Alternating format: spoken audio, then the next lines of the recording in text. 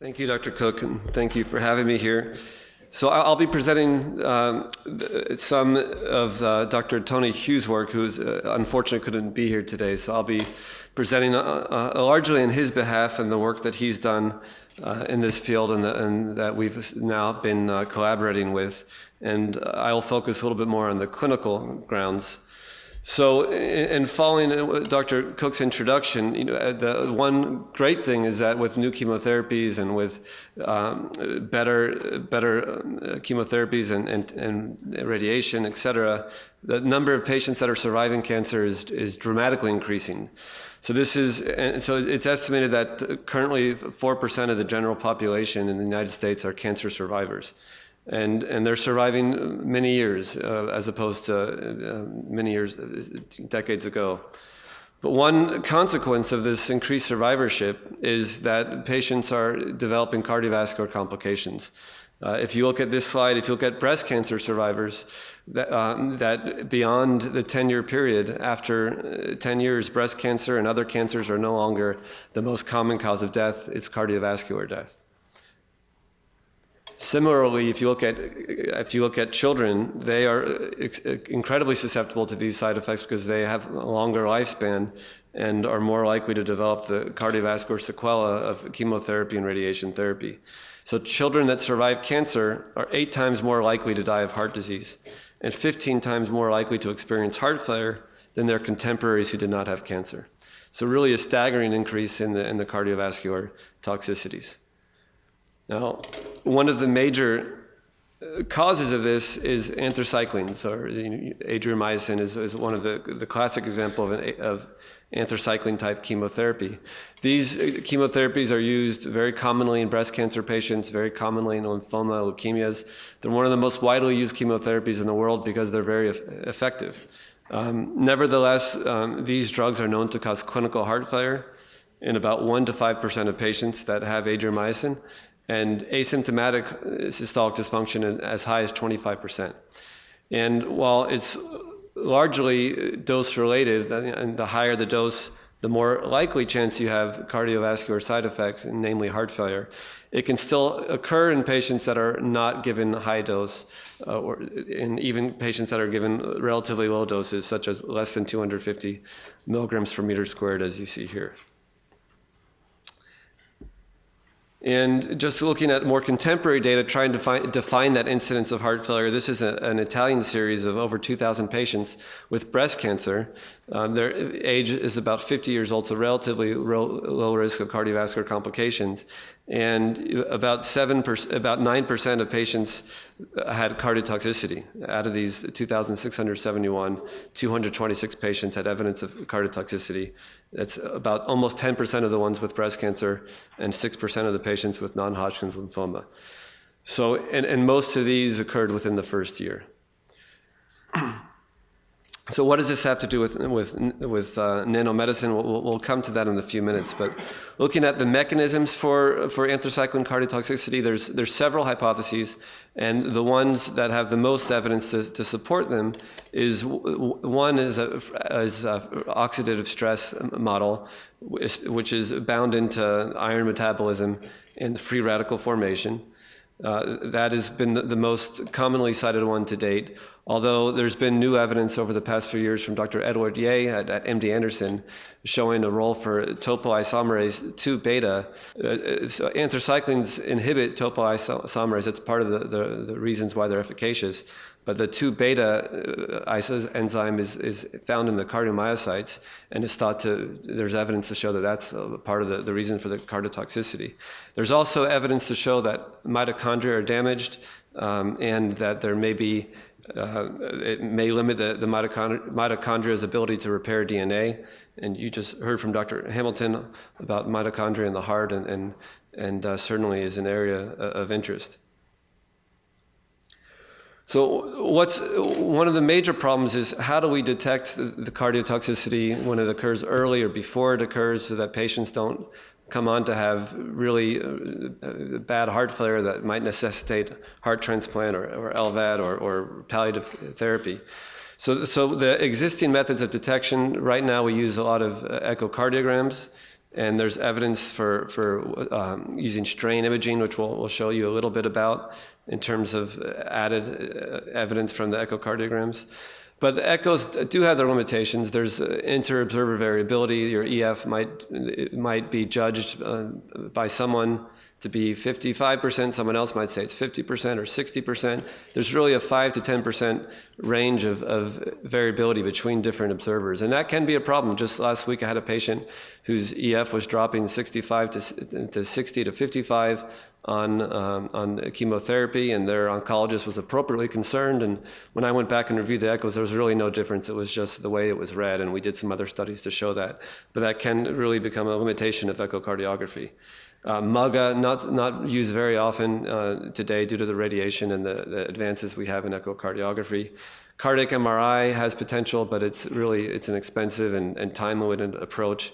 And it's not been used in a lot of long-term detection models. And then we have biomarkers. The idea behind a biomarker is that it's cheap, it's easy to test, it's readily detectable. And so there's several biomarkers that have been studied in patients that are getting anthracyclines to try to predict cardiotoxicity. They have their limitations and their benefits as well. Troponin is probably the best one in terms of using to anthracyclines. There is evidence that when you use troponins, if it's persistently elevated, then it can show a predictive decline in EF that's subsequent to the troponin elevation. And the negative troponin has a high negative predictive value for cardiotoxicity. So BNP less so. In most studies, it's been variable. So and we'll get back to biomarkers in a moment. And then strain imaging is something that's been shown recently to be additive to echocardiography. It's a dimensionless index that reflects the total deformation of the myocardium during one cardiac cycle as a percentage of its initial length. And the change in there's different types of strain. There's radial, longitudinal. Longitudinal has really been shown to be beneficial in anthracycline cardiomyopathy. If you have a change in the global longitudinal strain or the GLS, that typically occurs before the onset of LV dysfunction. As you see in this panel at the bottom, this is the patient with a GLS of negative 20.1. Anything less than negative 18 is thought to be normal.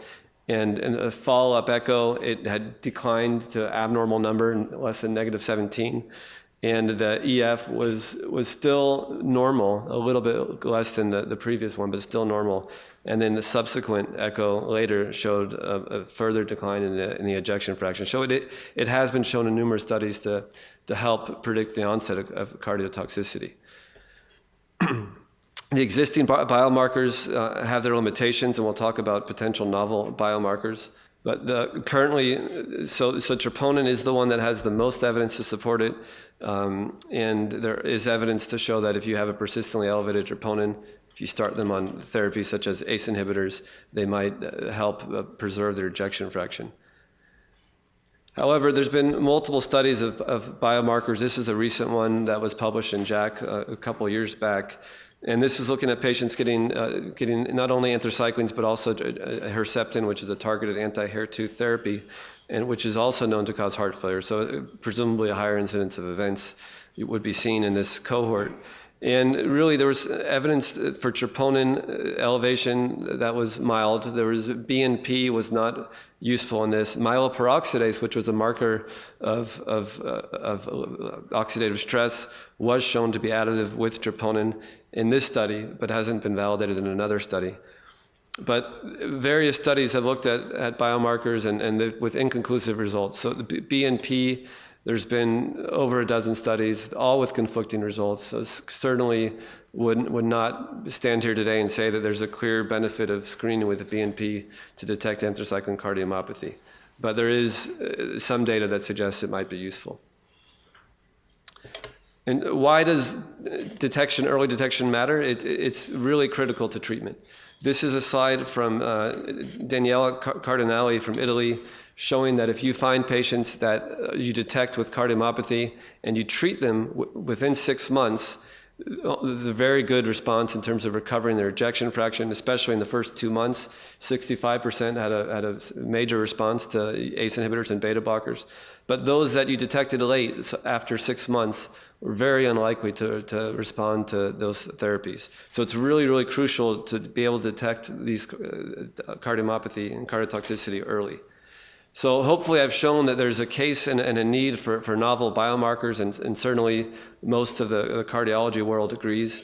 This is a position statement from the European Heart Failure Association of the European Society of Cardiology, and it states the identification and validation of reliable biomarkers for the prediction and detection of cardiotoxicity to non-anthracycline agents is urgently required.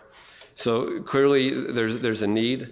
The use of biomarkers such as troponins and BNP should be considered, but is not a substitute for objective evaluation by echo or similar modalities. So this is where we tie into nanotechnology.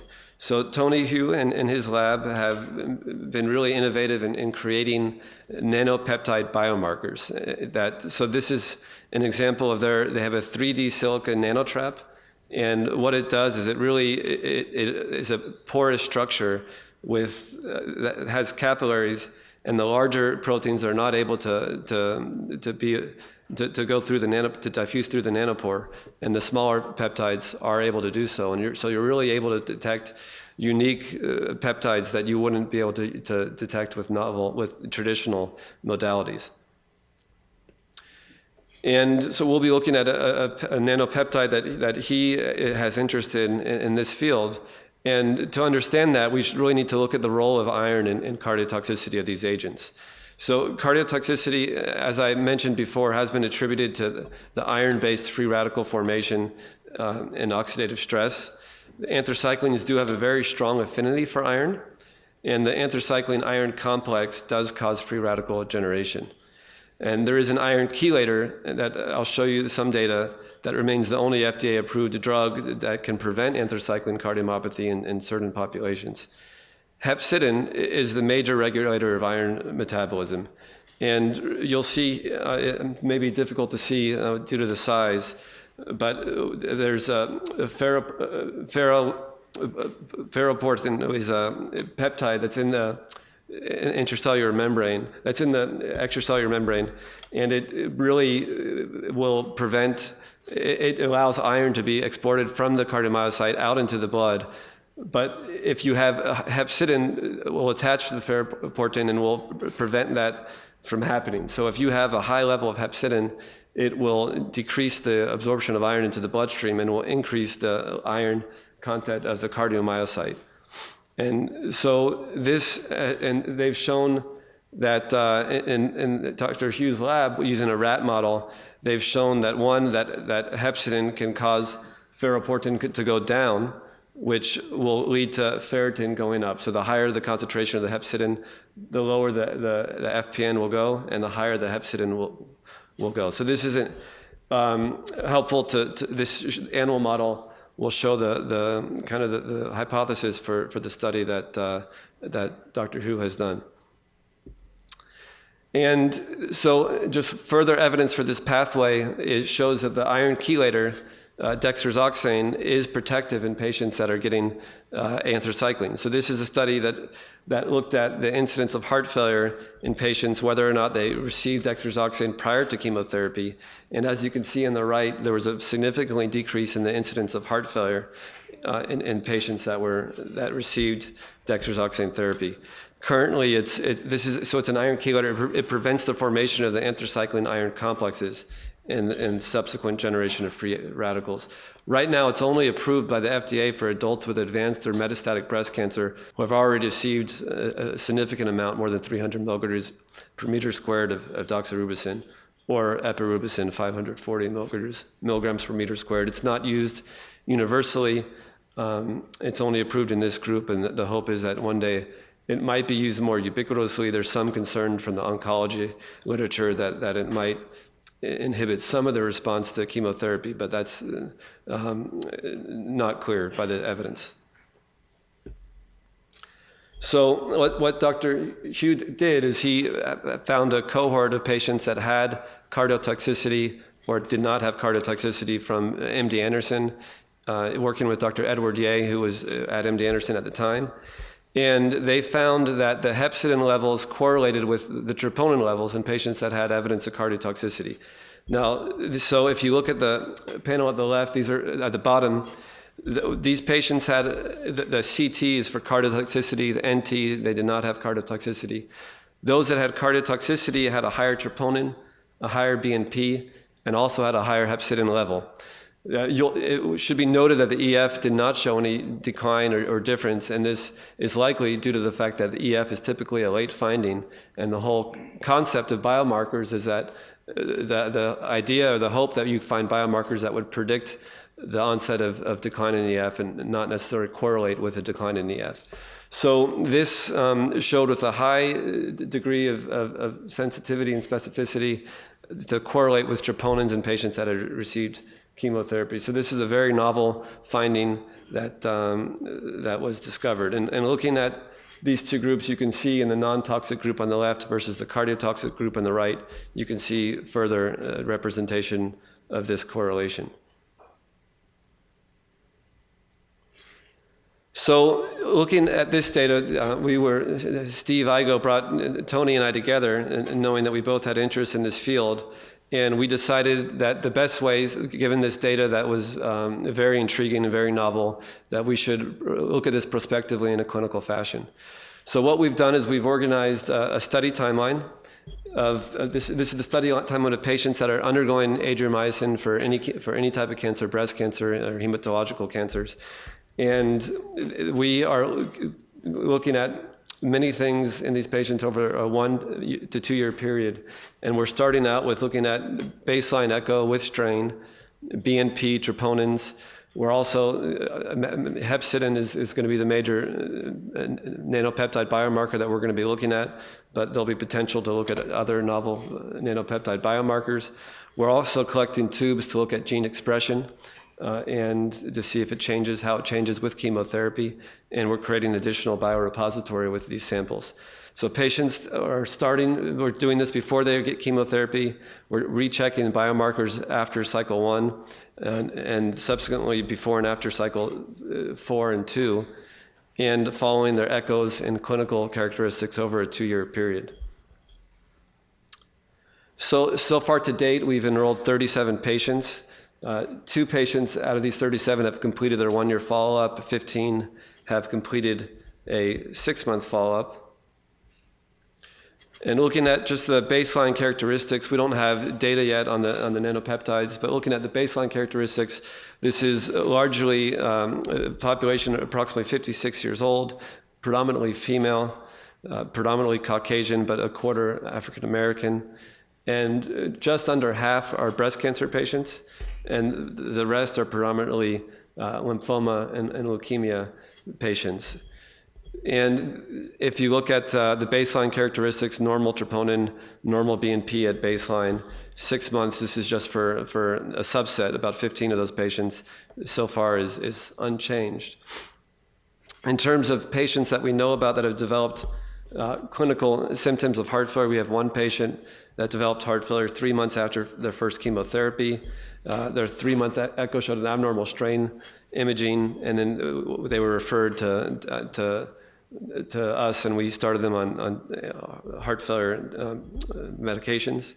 Another patient had normal biomarkers, but had an abnormal echo at their 6-month follow-up, and they were asymptomatic, and they were also started on medical therapy to improve their ejection fraction, and their 1 year echo is pending. But this goes to show out of 37 patients, we've already had 2, unfortunately, that have had cardiotoxicity. We're hoping to enroll upwards of 100 patients so that we'll have enough numbers of cardiotoxicity to be able to really show a difference between our nanopeptide biomarkers. And those, once we have enough patients, we will then be able to look at the nanopeptides. We haven't, just with 2 patients with cardiotoxicity, we haven't yet looked at the difference in the hepcidin levels. So just to conclude, 1, cardiotoxicity is a common complication of anthracycline chemotherapy. Traditional biomarkers have a limited utility. There's clearly an unmet need for novel biomarkers. And nanopeptide biomarkers do offer the potential for unique and untapped resources. And hepcidin is a promising novel nanopeptide biomarker and has shown correlation with troponins in a clinical cohort from MD Anderson. And further clinical data is clearly needed to explore this role further, and we're ongoing enrollment in our clinical trial. And just to conclude, I want a special thank you to the Kostas family, for which without this data wouldn't be available. And of course, to Tony Hugh, who couldn't be here today, and Gia Fan, who's a postdoc fellow in his lab, and Raquel Araujo, who works with me as a postdoc fellow in our lab and has done a lot of the clinical work from this data. And thank you very much for the attention.